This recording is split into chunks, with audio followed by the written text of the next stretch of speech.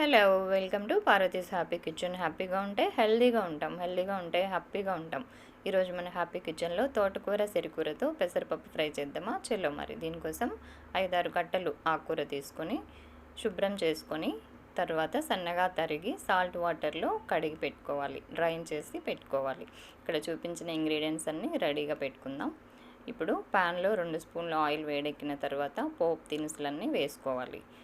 ఇవి కొంచెం వేగిన తర్వాత 1 కప్ ఆనియన్ కూడా వేసుకొని కొంచెం ఫ్రై అయిన తర్వాత 1 స్పూన్ అల్లం తురుము కూడా వేసుకోవాలి.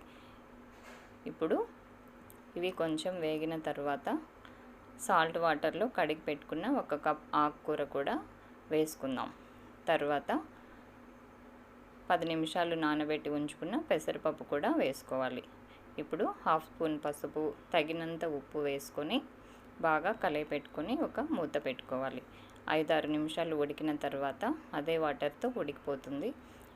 ఇప్పుడు 1 స్పూన్ కారం పొడి కూడా వేసుకోవాలి. మీ టేస్ట్కి తగినంత కారం కూడా వేసుకోవాలి. ఆకుకూర ఆరోగ్యానికి చాలా మంచిదండి. ఇది రక్త వృద్ధిని, రక్త శుద్ధిని కూడా చేస్తుంది. బాడీలో ఇన్ఫ్లమేషన్ని కూడా తగ్గిస్తుంది. కంటి ఆరోగ్యానికి కూడా చాలా మంచిది. ఇది రైస్తో కానీ చపాతీతో కానీ చాలా బాగుంటుంది. Enjoy your plate. Thanks for watching.